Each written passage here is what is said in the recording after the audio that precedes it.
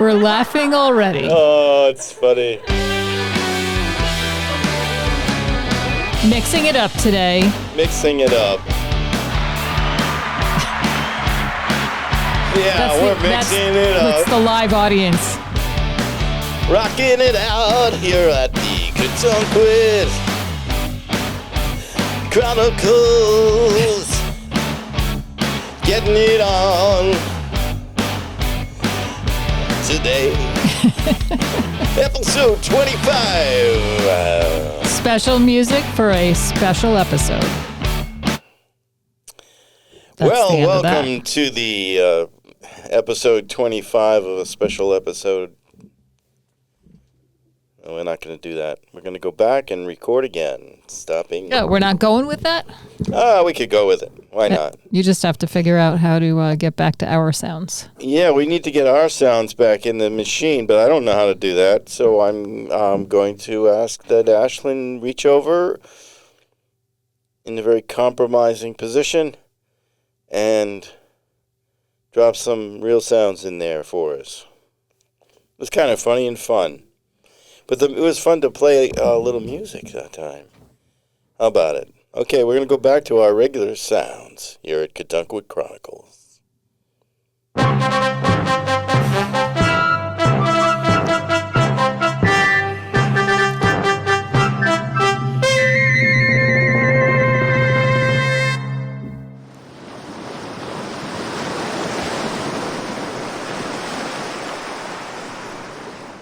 Hello, and now welcome once again to Katunkwit Chronicles. We are here, and we are recording our 25th episode.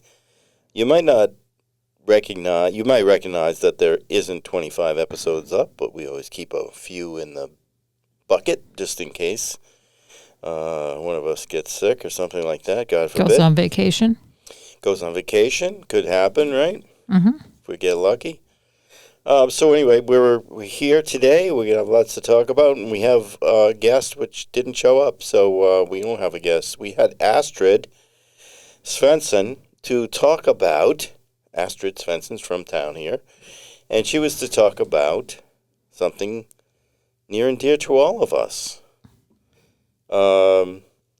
Swedish death cleaning. Cleansing. Yes, she was going to talk about that and Swedish holiday traditions, but unfortunately, true, she was unable to make it. She's too busy at IKEA in Stoughton, Massachusetts. Because she cleansed her house and now she needs to fill it. Fill it up with stuff. You know how close I was driving to Stoughton, Massachusetts? Apparently, they don't have a return policy. Unless you actually arrive in person. It's kind of a good idea if you're in business where you can actually have. Well, I mean, they do ship a bit, but they're really more of an in person. And I don't think originally they shipped at all. I think you always had to go there in person. Isn't it interesting that ship is used for a word when it's some of it's Truck. Land transportation, much of it is, and not ships. So they trucked it to you. It was trucked. And what was it? There were two... Meatballs? Pretty much. And you had to return them? And they were meatball-shaped lamps that didn't fit on our coffee tables, or not our coffee tables, but the tables that are astride our visitor bed. I guess what we call it like end table lights, or what do you... I guess... right around the bed, you have to have... reading lights. Yeah, but they weren't appropriate size. However, we were fully prepared to drive. I don't even know how many miles that is. That's good. It's probably 80 miles. It always seems so much farther than you think it's going to be. On a Saturday, during holiday weeks of, people rushing around, I had no interest in that. However, I was prepared to go. And there's always the prospect of meatballs when you get there. However, I don't even eat meat too much anymore. You know what I mean? I'm pretty much off that. Particularly meatballs from, a furniture place. I think they also have, don't they have some cinnamon rolls? I didn't know about that. Yeah. Maybe I'll go. I think you can get them right at past the checkout area. There's a little food thing. I noticed the box of lights is still in our hallway, which I'm not too excited about. But I'm not in a position to move it. I mean, I can certainly physically move it. You're not mentally prepared to move. I don't have the authority. Ah. I just know it's right there. You're waiting for... It's that type of year where the kitchen table gets taken over by gift wrapping preparations. I don't know if this is actually recorded now, which is very close to that holiday in December, celebrating Christ's birth and other even though activities. Christ was not born in December. How do you know that? Oh, that's been well proven. Oh. It's all been... That's when they, co-opted the pagan holiday of solstice holiday. What did he do for 32 years well before he got really popular? You mean for his birthday? I think he went to see some Buddhists. I really do. And I don't mean that in a sacrilege way, and I think Buddhism is cool. But I think the Buddhist traditions are very similar to what Christ was purporting as he was walking around the earth. And, the dude was doing a lot of walking and talking and, even on water. Pretty cool. But he had a lot of things to say that were very similar to the traditions and the mantra, I guess you would say, of the Buddhist religion. So I think he had a big journey, after he got through with the carpentry thing as a young man, and went on a big journey. I'm gonna guess he got up to where all the Buddhists hang out. You think he walked that far? I think he did. I think he went to the mountains. Mm-hmm. So there you have it. That's nothing to do with Swedish death cleaning, which we're going to talk about, but it does have to do with... Well, there is a IKEA. Spiritual element to Swedish death cleansing or cleaning. There is, apparently, but I don't know anything about it, as usual. But you are going to be the... I'm going to have to fill in as the Swedish death cleansing expert. What do you know about this? So I'm curious, how did this come up? Did Eva say, we need to do this? She did. And, I just wrote it down in my notes, which I have in my phone. I have a lot of curious notes on my phone. I should take them out and show you some of these crazy notes. I just had one today. It just takes me a minute. Not even a minute. Let's see.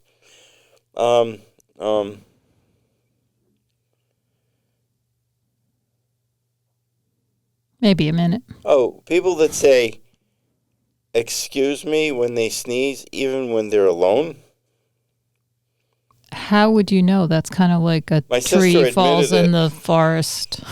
My sister admitted it today as we were having holiday breakfast.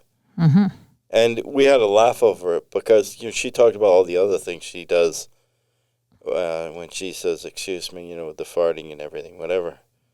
But there's a note here, Sunday, Swedish death cleaning. And I thought,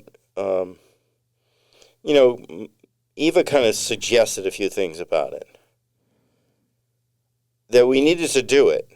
Yeah, well, I mean, the gist of it is that you should not leave all of your junk to your offspring or whoever it is that inherits all of your possessions.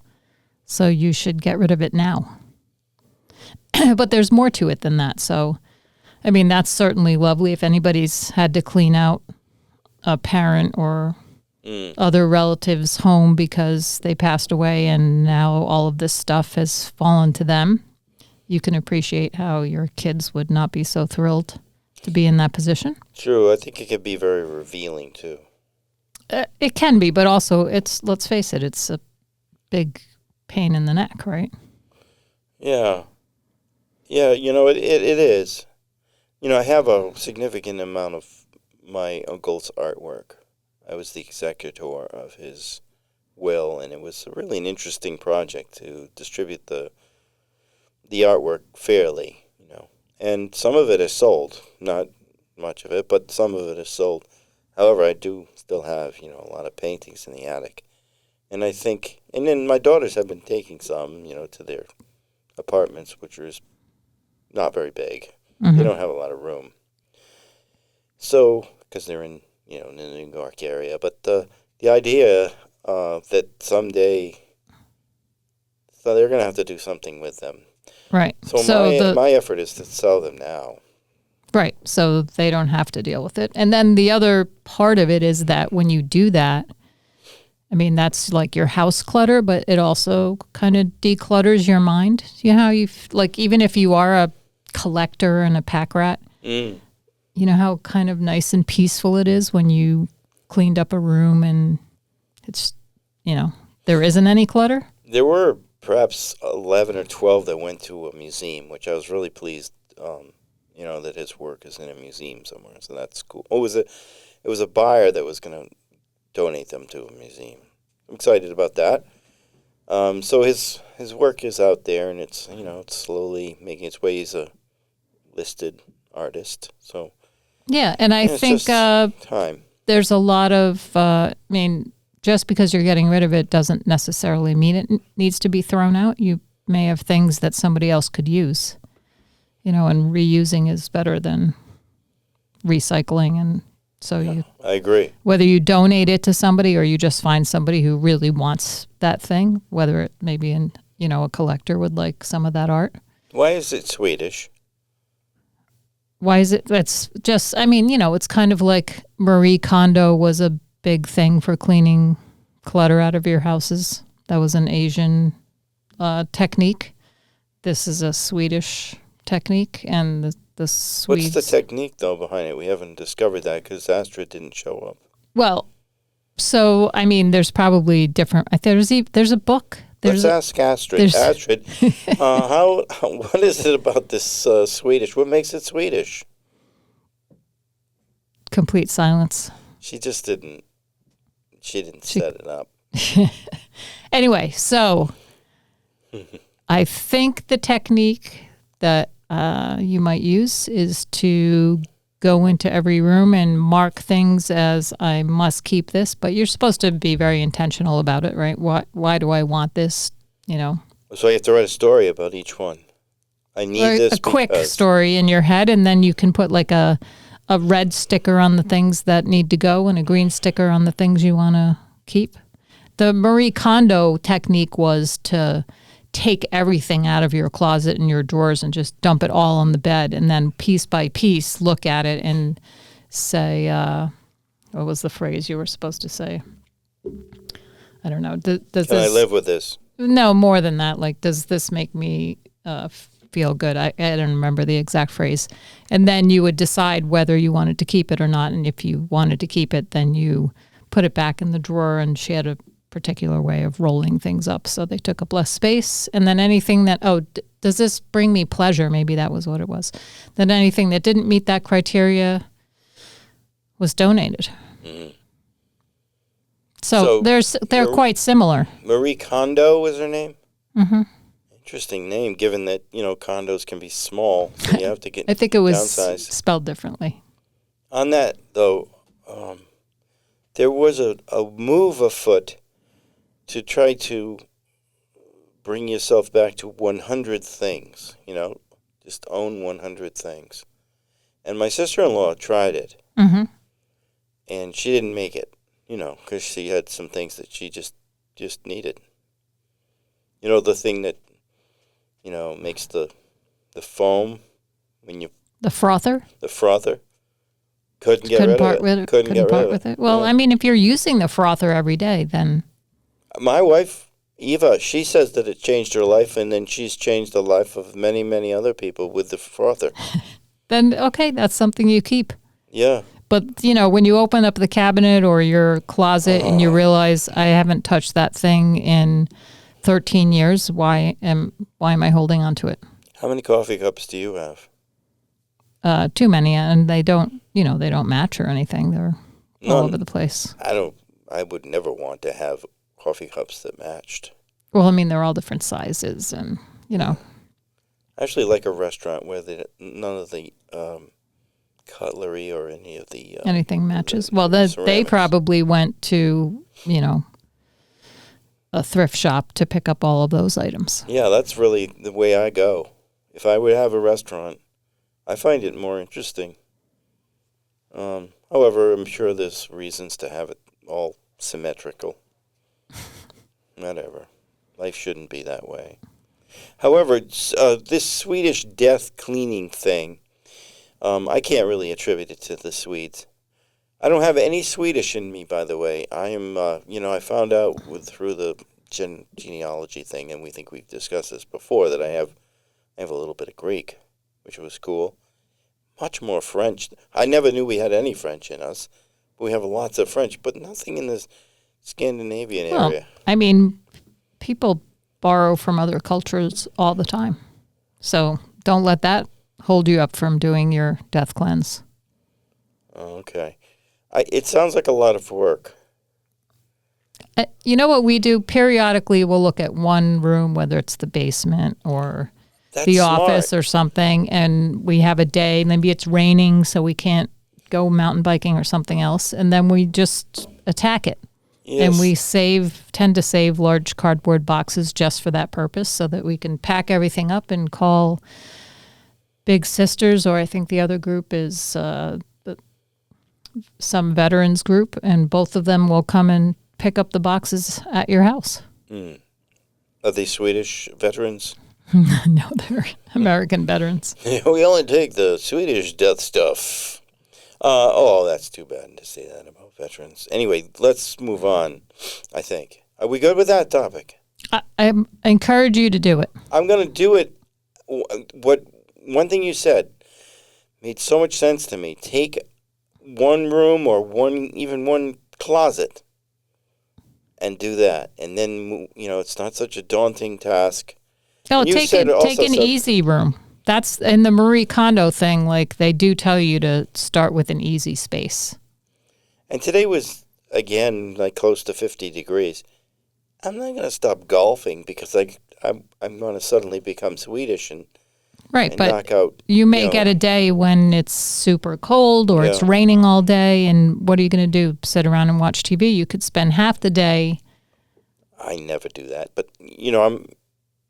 I'm supposed to be writing books, you know that, right? And short stories, which I am. Well, think of all the stories in those items that you're going to get rid of. You could be writing notes that, True. Gave away, Uncle Larry's putter. And that could prompt a whole story about Uncle Larry. Oh, yeah. That's so true. Oh, boy, there's a lot of good stuff here in these notes I've taken. And there'll be so many more notes when you get rid of all those items. Eva and I were having coffee the other day down at a local place. And I think it might have been the place that the namesake of this next story that I'm going to read later, which is, the place downtown, the Peace of Elation Coffee and Lunch Center. You know that place? Mm-hmm. Okay, so anyway, we're in there. Person comes up to us, says, "Hey, I haven't seen you in a long time." Went through all of his children and the divorce he had, and now he's in New Hampshire and this and that. And the whole time, eyes are going back and forth with me and Eva, and I'm trying to figure out who the heck he is, who this person is, whether she knows him or I know him, that it's clear that she has more connections in that world, whatever world he was in, than I did. And then it was a long time. An inordinate amount of time to be speaking to someone you know nothing about, and actually divulging considerable amount of information about my own family. Mm-hmm. In an effort to try to connect some pieces. Nothing. It was 20 minutes. Did you ever get to the bottom of it? No. Got a name, though, but... The name means nothing to you?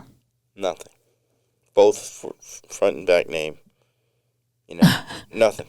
And Eva has nothing? Nothing from Eva. Nothing. Maybe he was just having you on. That would be really cool. Or he really felt that we were somebody. He would have been a wonderful actor if that was the case, because it seemed that he really felt like he knew us, and quite well. This is funny. I mean, that's the stuff that happens. And as we get older, it's only worse.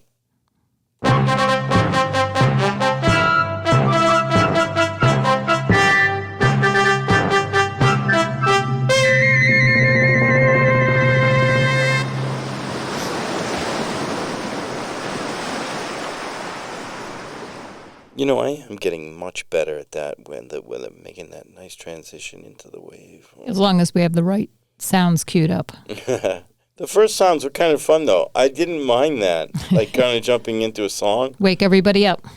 Get up, get out of bed, and drag a comb across your head. Here we are at Cadunkwood Chronicles. Is it bullshit or is it not? Is it the season for bullshit stories? I'm not sure, but we're going to do it anyway. I have a quick one. Yes. Is the eagle the national bird for the USA? I think it is, but I do know that actually it was supposed to be the turkey. Is it or is it not?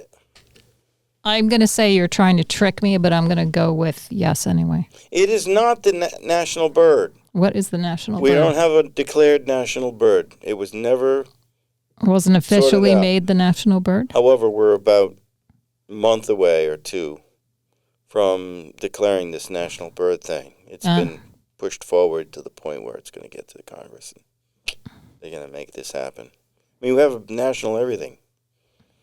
What is the state appetizer of Rhode Island? Calamari. Ah, yep.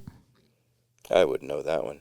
I think there was a real issue with that, though, because a lot of people wanted to go with oysters. Some wanted to go... oysters is kind of a new thing, but the clam, the little neck. I bet more people order calamari as an appetizer. I think they do. It's sort of... it's a little bit more or less intrusive. It's fried, so, you can eat anything that's fried. But eagle, not the national bird yet. Will be. Okay, so this is true. You do know James Clements from town. Mm-hmm. Recently took a job at the Alternative Food Center, on Southwest Avenue. It's out just past where the town office used to be. Yeah, so after he was 21 years at the Cadunkwood Market, and, he was in the produce department, if you remember. Mm-hmm. He had a beard, salt and pepper beard, whatever. Upon taking over the counter responsibilities at the Alternative Foods, he becomes aware of the owner's actual intent with the facility to serve underworld bad actors in the laundering of monies. James said recently, the higher-ups were cooking the books. Money was stacked up in the closet all the way to the ceiling. I'd sell a few pint jars of oats and some pickled onions, and the next thing I'd know there was $7,000 in the register. Police officials have identified a huge money laundering element in the town of Cadunkwood, and we're working with state and federal authorities to get the suspected criminals behind bars. James moved to an undisclosed area, purportedly assisted by government officials in changing his identity. Do we have a jail in town? Yes. Have you been in it? I've been in all the jails. I was in the earlier one, too. The one that they had. Yeah. My dog was in the dog jail behind the old town hall. You don't like that. You probably were a bad actor and you were a bad actor, too. Do you have bags of money in your house? No. Are you laundering money for the I never have any actors? cash. Is this bullshit or is it not? Was this a bullshit or not question? Yes, it was. It's in the bullshit or not section. Oh, I'm going to say not. It is true. You're correct. It is true. James Clements, and he's no longer in town. You notice that you don't see him. Typically I would see James 2-3 times a week walking the streets. He always walked to work. Nothing. He's gone. And Witness protection? That's as much information as we have about him, so we're not going to find out anything more. I mean, his parents live here. It's kind of a bad situation. Just because the dude took a clerk's job at this alternative foods. I guess it was a little more alternative than we would have thought of. But here they are. The people you never know who you're hanging out with when you're hanging in Ketunkwit. Okay, so one more. And this is, maybe there'll be two. Oh, no, this is just one more. And this is about, it's called yes, I'm reading this now. The Westchester ship was anchored off the west side of Ketunkwit for 4 months during the fall of 1975. It was filled with Colombian marijuana, was busted by the Coast Guard after a Ketunkwit police officer, identified only as badge number 2, discovered neatly stacked 50-pound blocks of the drug stored beneath canvases. The officer said, "I was off duty and hunting rabbits when I discovered this large stash of illegal material on the west edge of Hunter McGinnery's property. Mr. McGinnery gave me unlimited permission to hunt on his land, given he's only here during the summer months. Come October, when rabbit season opens, I hunt it pretty regular." Authorities have arrested 7 crew members, one believed to be the captain after an overnight raid. All are to be arraigned in Newport District Court on Monday. Mr. Ginnery has not been arrested, and law enforcement personnel indicate that they have questioned him and his wife via telephone. All indications are that the McGinnerys were never aware of the illicit activities being conducted on the property, as per the Newport News. So, there you have it, from the archives.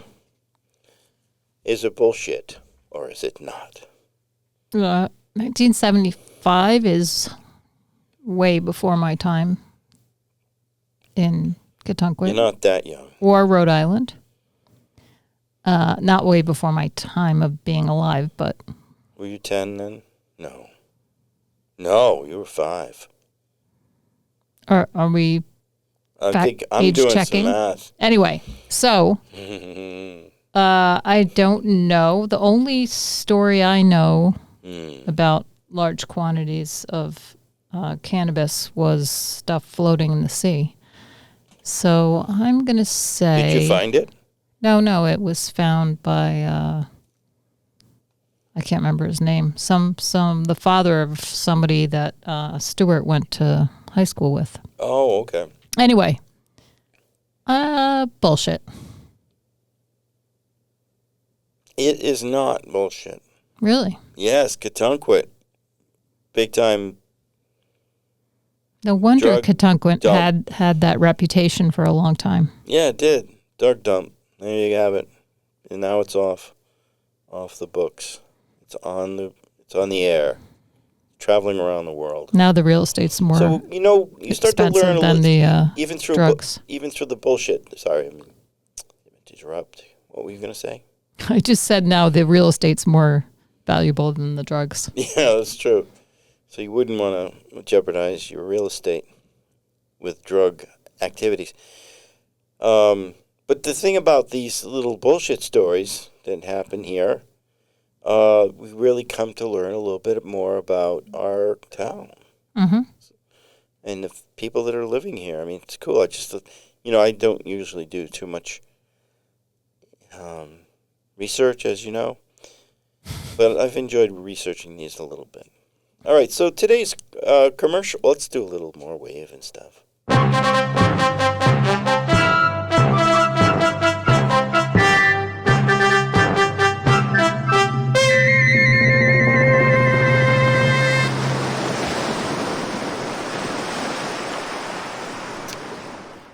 Tonight's broadcast of Catunkwood Chronicles is brought to you by several fine businesses and organizations. A Piece of Elation Coffee and Lunch Center, the feature title of our upcoming short story, offers breakfast and lunch up until 2 p.m. daily, except Monday and Tuesdays in the winter and Tuesdays through Sunday in the summer, including and following Memorial Day up until Indigenous Peoples Day, formerly known as Murderer, Slaveholder, and Tyrant Day. There is a rumor that during the next presidential term, that name will be returned from Indigenous Peoples Day to Murderer, Slaveholder, and Tyrant Day, and that all the statues removed of this person will be returned to their original stations, as will all Civil War generals. Additionally, Confederate flags are likely to fly once again at some state offices throughout the United States. Throughout this United States. I like that. Clever. So these people that are writing these things, send them in, A Piece of Elation, Coffee and Lunch Center. They have a sense of humor, too. And as long as they're sending you some money, you just go with it. You go with it. You can't read everything. The Catunkwood Ferry will no longer be leaving from Town Dock, but will pick people up at the boat ramp on Cat Beach. Bring your waterproof boots. The price for a round-trip ride from the boat ramp to Newport will be $48. English crackers and tea will be sometimes served, weather permitting. No fishing stops, even if the stripers are running, says Captain Greg Stiles. Interesting trip across the bay. Anyway, Carol's $48. Love it. Carol's Seaweed and Kelp Shop is open and selling seaweed and kelp for all of your sea salad, Christmas, Hanukkah, and Kwanzaa celebrations. Santa doesn't want cookies and milk anymore, she says. They are into cool shit like seaweed and other non-traditional foods, according to Carol. Give Santa a big dietary change this season with Carol's Seaweed and Kelp, located next to West Ferry Deli and now Bait Shop. There's a bait shop at the West Ferry Deli, which is appropriate. It's very close to where the fish are. That's true. And the other bait shop has to Just vacate. So, by the way, have you had kelp pickles? I haven't had them pickled, but I eat kelp regularly.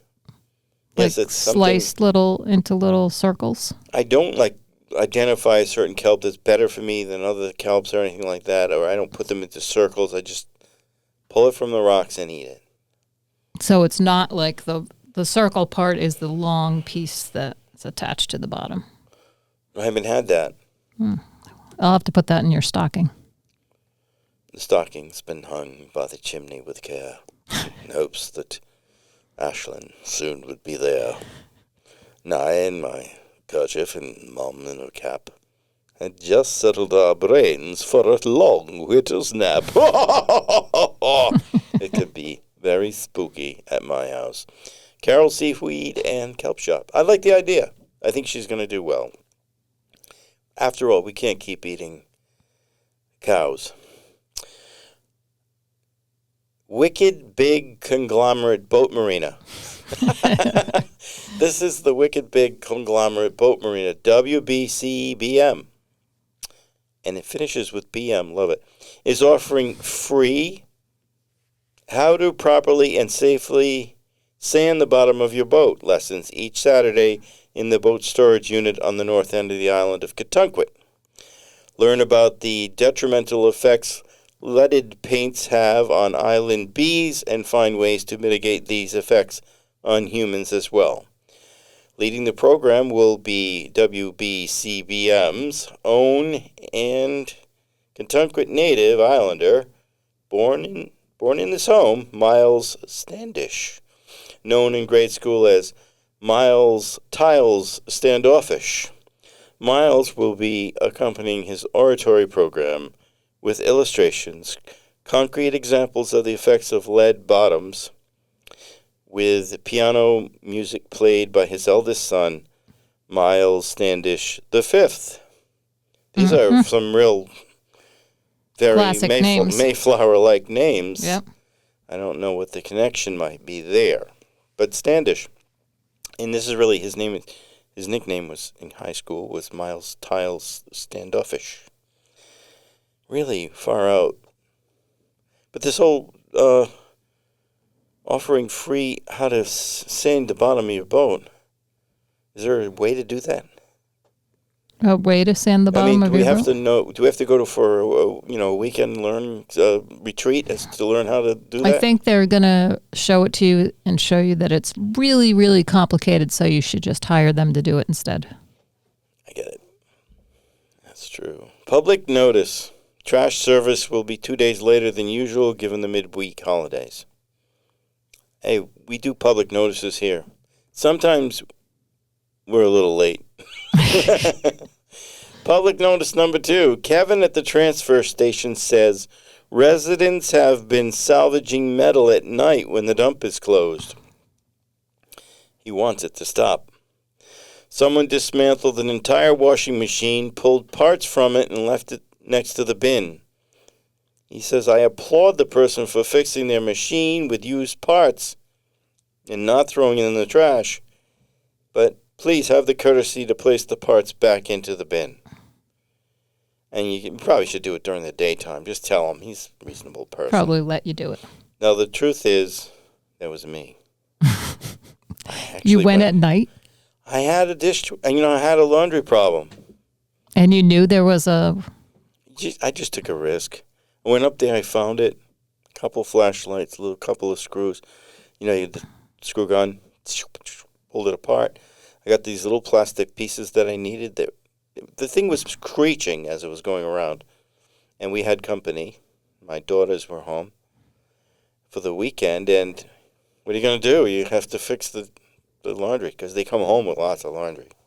Even now, as they're, adult women with, homes and everything. They still come, they don't have washing machines in their apartments? Yes, they do.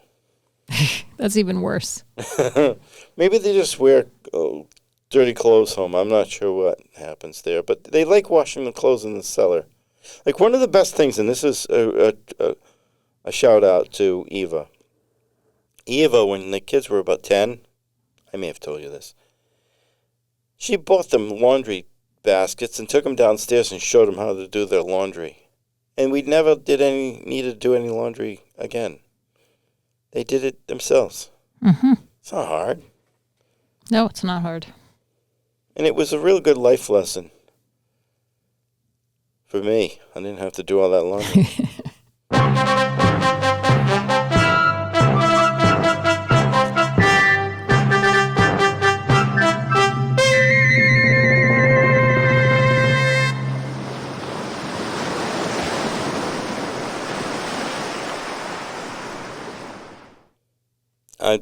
Correct me if I've already read this poem aloud here. I don't think you have. Chronicles. Well, I'm reading this poem now because, it's interesting times with the change in the political landscape. And I don't know if this is a political poem or not, but I'm going to read it, but it has a tone to it that I kind of admired, and I thought, it's a poem I wrote, so I admire it, but it's not that good. It's decent, though. Bastardized Language and the Flag, that's the title. And there's a little bit of emotion here, I hope. We are all Christ, and we can all be crucified. And we can all be crucifiers.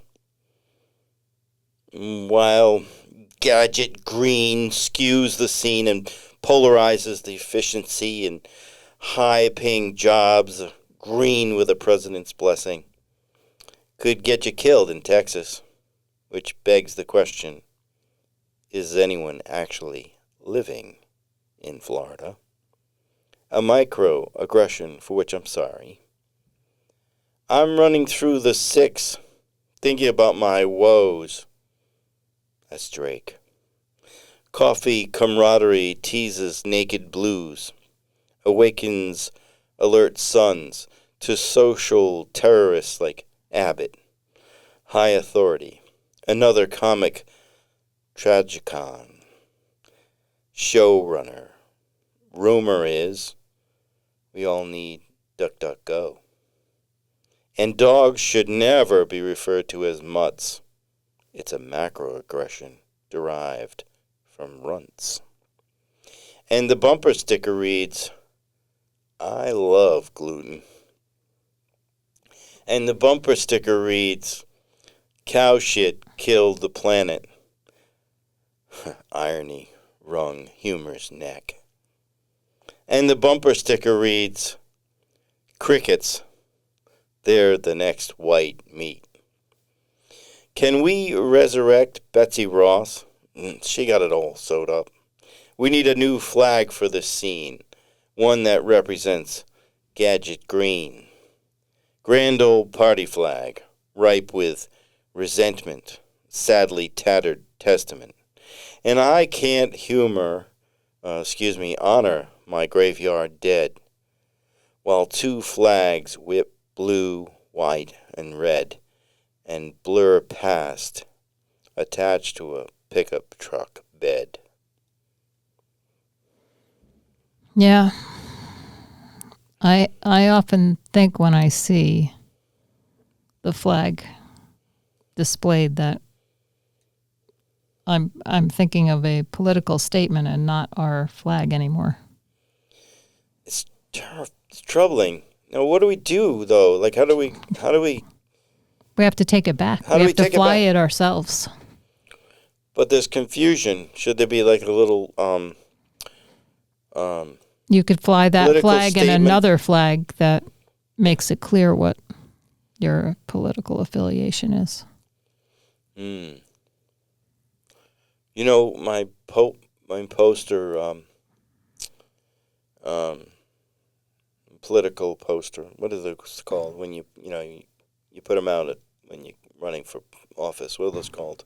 You mean the things you put in the front lawn? In the front lawn. Political signs? I don't know. Political signs. Yeah, they're both I can't throw them out. I haven't put them up. They took them down the next day, but I haven't put. I don't know what to do. I can't throw her away, and I can't throw. You need to Swedish death cleanse those things. I'm gonna have to, but I don't know how to do it properly. Is there a way? I don't think there's any protocol like you have to bury it or any sort of special thing. I think you could give them back to the candidates in case they run again. No, it's a beautiful. Really, it was a beautiful painting of her. That I purchased that one, and disappointing all of it.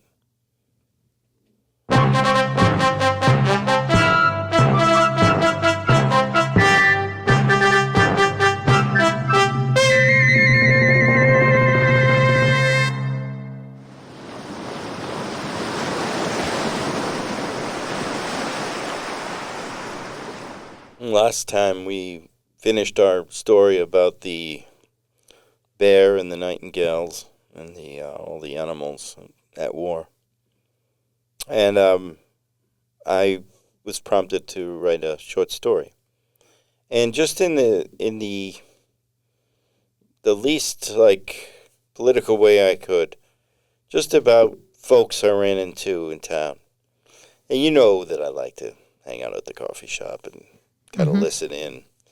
So I ran into some folks that you know, and I know, at the coffee shop, which we're aware of. It's a piece of Elation Coffee and Lunch Center, which is a cool place, and cool people there, and some, not so cool. Maybe, we'll see. But I'm sure that you know Elliot Stamen from town, and I'm sure that you know, I think you definitely know Cozy.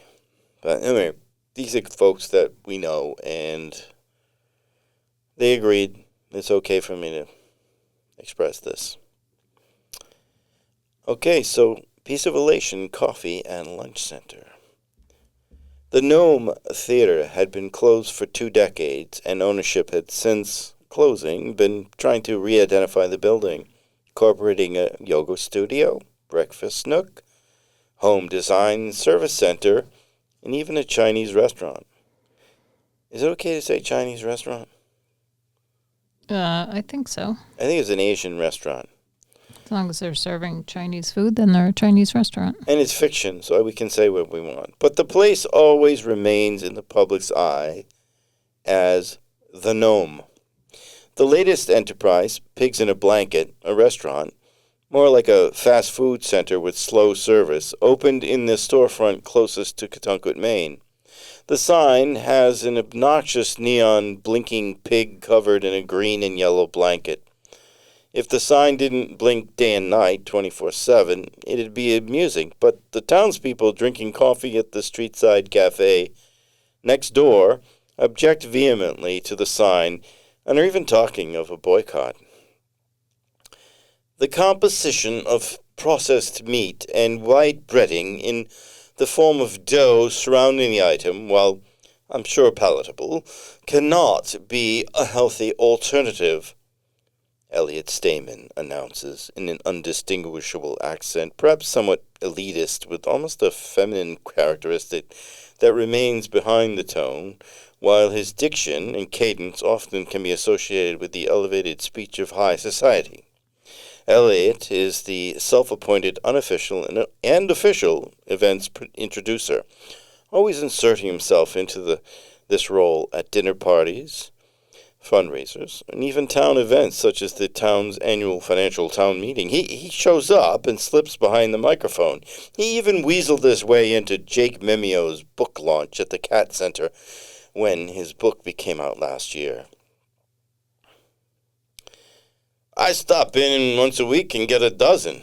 Cozy Prince chimes in unexpectedly from nearby table as he sits with sweaty-aged pickleball players all sipping coffee and almost hiding behind their lidded cups.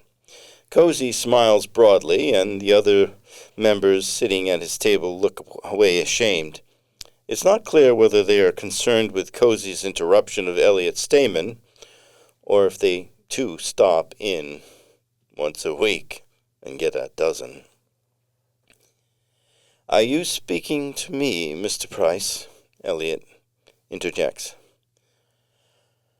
I'm making a general statement to the entire street-side crowd at Piece of Elation Coffee and Lunch Center, if you must know, Cozy Price states as he purses his lips between words and shakes his head and lifts his chin like a child presenting in 3rd grade to his classmates.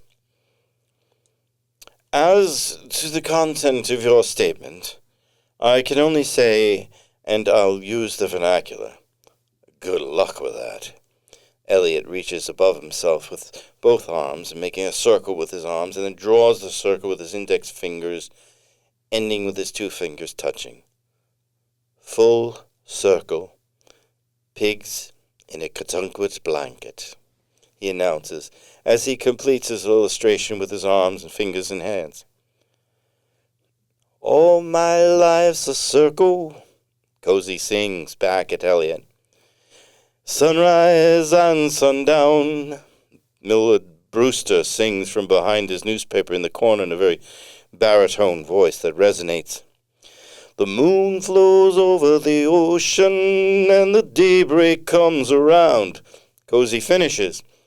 Very entertaining. Are you singing a Cat Stevens classic? Elliot asks. Harry Chapin. Everyone knows that, Cozy says. Millard Brewster inserts himself into the music discussion. Big John from Cat Chapin's band has that baritone voice, actually can sing in all ranges, even soprano. Highly talented, Millard says, while dropping his newspaper atop his leftover eggs and half of his 5-grain bagel as he leans into the conversation, expressing great concern. Recorded in 1975, 3 years prior to Harry Chapin's death while driving on the Long Island Thruway. Tragic it was. They recorded the song while driving on the Long Island Thruway? Elliot asks rhetorically as he waits for a laugh, but no laughs arrive. Then continues. Chapin was a hack storyteller. There wasn't any depth to his music, he announces as he stands as if an orator on stage. Cozy stands. I disagree, but what type of music amuses you, Elliot? Classical, of course, he responds quickly. Yes, I would have guessed classical. What specifically do you relate directly to in that genre, Mr. Stamen? Cozy asks officiously. Oh, the greats. You know, Elliot stammers. No, I don't know. Educate me. Help me out. I'm just a pigs in a blanket kind of guy. Fill me in. Cover me with a blanket of doughy knowledge, Cozy says while laughing. Rachmaninoff, for one. Linz, and, of course, Bach. Elliot smiles. Name one song, Cozy asks Elliot. They're not songs, they're the works of art, concertos, you know. I don't know. Educate me, Cozy says. Rachmaninoff's Piano Concerto No. 2 in C minor, Elliot responds. Millard Brewster intercedes. No. His best work is Piano Concerto No. 3 in D minor, Millard Brewster announces assuredly. Cat Stevens was a fine entertainer, Meg smiles, interjects from the corner, where she's petting her dog with long strokes along the dog's back, while feeding the golden retriever small pieces of neatly cut waffle. I agree, Cozy says, while standing. Who is Lintz? I don't know of anyone in the music business named Lintz, Meg says in a concerned yet curious manner. They're all dead, all dead. Don't you know they're all dead? Elliot shouts. I've got to take a piss. I mean, use the facilities. Desolate Vieira announces, and he hurries up the steps and through the front door, nearly knocking over a person browsing the menu posted on the glass door. Emergency, Des announces as he rushes through the busy restaurant and past the takeout counter. Who is Lintz? Cozy asks. Yeah, who? Meg adds. Well, I may have overspoken, Elliot says, his head still high enough for the group to see beneath his chin. Millard Brewster holds his phone in front of him as if it were a gold bar, and as he manipulates the screen. A second. Give me a second. Franz Liszt, not Lintz. Lintz was a piano composer and a teacher. You were almost right, Brewster says while putting down his phone. My husband's always correcting my half-truths. I say something that's almost correct, and he's asking Siri within seconds, and then all day I'm known as a liar, or at least stupid. He's trying to send me to a memory specialist. I won't go. That's the end if they put me in a memory wing. Fucking Siri. He loves that woman, she says while stroking her dog. Right, Blondie? We aren't going anywhere. Cozy moves the wicker basket back chair he was sitting on and moves toward Elliot, reaches out gently and holds Elliot's arm beneath his elbow. Elliot curiously lets him and stands as Cozy rises with him. Tweed jacket. Nice, Cozy says, looking only at Elliot. Yes, Elliot returns, while shaking his head slightly, curiously, quizzically. It's okay. It's all okay, Cozy says. Des announces at the top of the stairs while standing beneath the sign that reads Peace of Elation Coffee and Lunch Center. What a relief. Everything comes out in a torrent since I had my prostate removed. Most people laugh. One couple, contemplating whether to sit outside or not, turn and go inside to find the table. Yes. Maybe it's going to be okay, Elliot says. We're here together. It's a coffee shop. You know me, you know us, Cozy says while moving to Elliot's hand and shaking it like he's the mayor of Kentucky. Elliot pulls Cozy in and hugs him. Thank you, Cozy says. No. Thank you, Elliot says quietly, only to Cozy, as they too release from the hug. But Cozy hangs on to Elliot's arm beneath his elbow, as if he were a mannequin in a clothing store, and he was helping the fiberglass mannequin to remain upright. What did he say? Des yells in a loud voice. Miller Brewster says, They're having a moment. Let it go, Des. He's letting him off the hook about the Lintz thing. No one knows everything. Meg's smile says loud enough for all to hear, while looking down at her dog as if she was speaking to the golden retriever. You're right, Elliot says to Meg's dog, while pointing with his other hand, as Cozy remains clutching Elliot's tweed elbow, as if he's at a rally and he's recognizing the next speaker. We all know something. Maybe you could just listen a little more often, Cozy suggests while letting Elliot loose from his grasp. Meg adjusts her seat, making a loud noise on the blue slate slab. Her dog adjusts too. Des starts up the steps again to the bathroom. Brewster smiles. Cozy moves to sit down, gesturing to Elliot to join them at their table. And Elliot sits in Cozy's seat in the middle. No one says anything for a while, as they listen to the birds in the trees, other conversations and cars passing on the narrow Tugwit Main Street.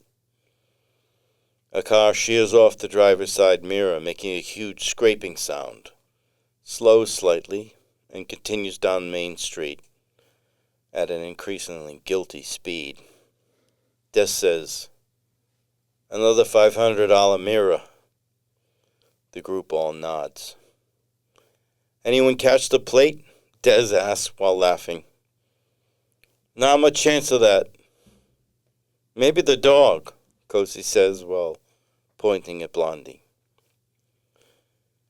They're quiet again as they finish their last sips of coffee and undissolved sugar at the bottom of their cups, lifting them till their noses hit the plastic covers. Elliot breaks the ice. I don't even like classical music. Everyone laughs. Blondie barks until Meg grabs her face and scratches her ears. The end. Just another day at the coffee shop. Yeah, that's exactly what it is. But something happened here. Something beautiful happened. I saw this happen. Yeah, I mean, you had a bunch of people from different walks of life who, got into a little bit of a discussion, realized different things about each other, and then all came together. Yeah, we need a little more of that, don't we? Mm-hmm. I think that's going to happen a lot more often. We need to find ways to hold each other's elbows.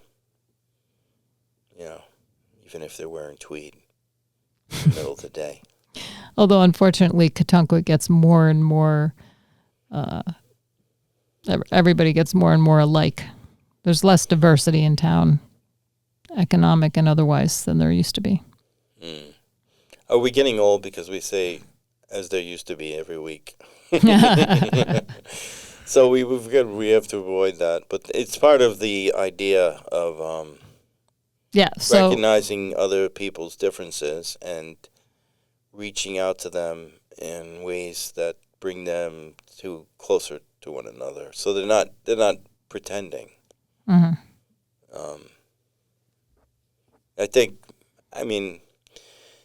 Elliot agreed that I could write this, after I showed him,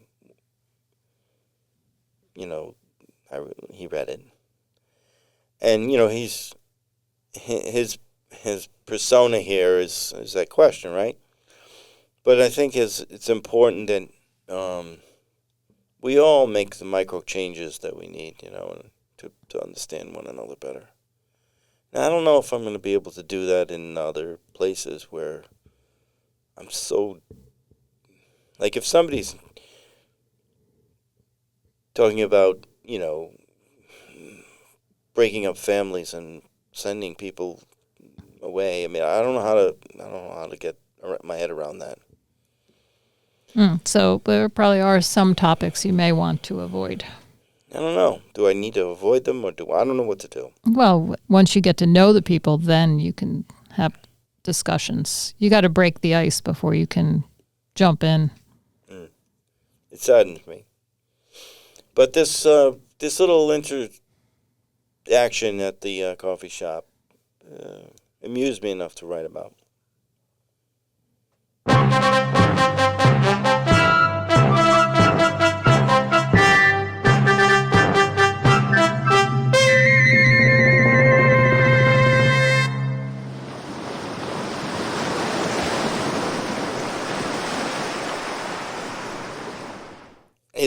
Is Happy Festivus, is that an oxymoron? Happy Festivus? No, well... Enjoy your day of airing your grievances? Yeah, I think that's okay. You have any for me? Any grievances? Are you mad as hell and you're not going to take it anymore? I think I've said that at your Festivus party. When you were holding the harpoon in your hand? I think I was. And I also think that at one point, it was the midst of COVID, if you remember. And everybody was, 6 feet apart. And everybody had to stay outside or wear masks to go to the bar. Yeah, that was wild. Oh, boy. I'm so happy that's subsided somewhat. I encourage everyone to get vaccinated, though. Yeah, vaccination numbers are down. I know. Not in my house. No, nor mine. I celebrate Christmas, So do I. Yeah. I think it was cool that the whole thing, I love the story. It's lovely. With the birth. I don't know about the virgin part, but that's, everybody has the thing that they might be questioning. But, that's cool. And the whole thing about Christ being born and then a big star, I can see that happening. I think this... Is cool. The Little Drummer Boy your favorite No. Christmas carol? No. The Little Drummer Boy is not. You don't like that one? Christmas carols get in my head and stay there till January 7th. It's terrible. I don't like them. Well, I do like them. But I don't want them ringing around in my head for there's a noise over there. You're going to take care of Stuart and Ricky and the children? Am I going to take care of them? Yeah. Are you using your phone? You're very bored. No, I'm not very bored. I was looking for something that was funny that I wanted to share with you. Oh, I can see. This is a little funny thing that I did see on social media, and it's a picture of an empty manger, and it says, the white far-right nativity scene. No unmarried mothers, no Middle Eastern people, no refugees, no seeking emergency accommodations, and definitely no wise men. That's beautiful. I'm sure that's not going to be appreciated by 100% of the listeners. Good listeners, but we can't please everybody. Now my phone's making terrible beeping noises. That's terrible. Take care of Stuart and Ricky and the children, though, because they're the ones that are going to hold your hand at some point.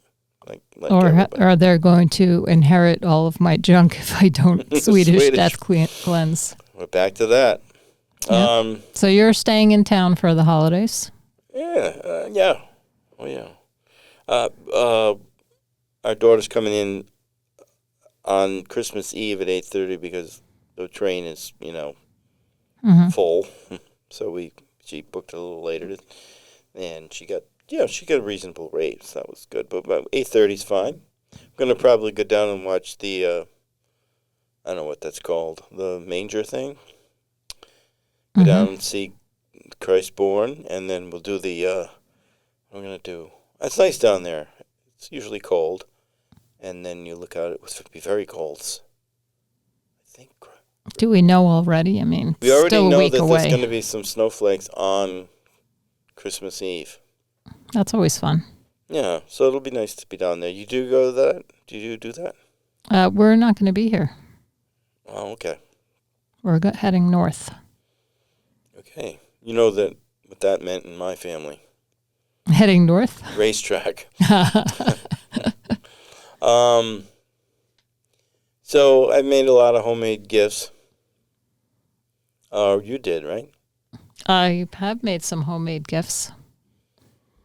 One Christmas, I was visiting my third cousin, and I was about 7 years old. I always went because they had a cookie table, like a whole table full of cookies. I may have told you that too. And there was like an amazing variety of Italian cookies. It was unbelievable, and they were all homemade. But I'm talking like a 12-foot table, full, and I could just eat cookies while the adults talked about, depression and shit. But, so anyway, I hear my father's second cousin say, I don't want any of those homemade presents again this year. And it's kind of awful, right? Yeah, but you know what? I think that if she was in the position to say that today, she might want them because there's been this sort of rampant consumerism for years. And I think people now do appreciate some homemade gifts. But in 1968, they lived through the Depression, remember? Yeah, so at that point, they were like, I mean, we were landing on the moon like every day right then. And they wanted the latest stuff. Yeah. I get it. Everything old is new again. Life truly is a circle. Yeah. All my life's a circle, sunrise and sundown. The moon flows over the ocean and the daybreak comes around. All my life's a circle, can I tell you why? The seasons spinning round and the years keep rolling by. Good night, Harry. Oh, good night, Ashlyn. Good night, James. Have a nice holiday. You too, and all see you our in friends. the new year. Yeah, we're going to see you in the new year, 2025, and we can all think of, those that are less fortunate and try to do something good for others this season and always. And it's going to be more important that we do that now and forever going forward. So if you can help, do it. Yep.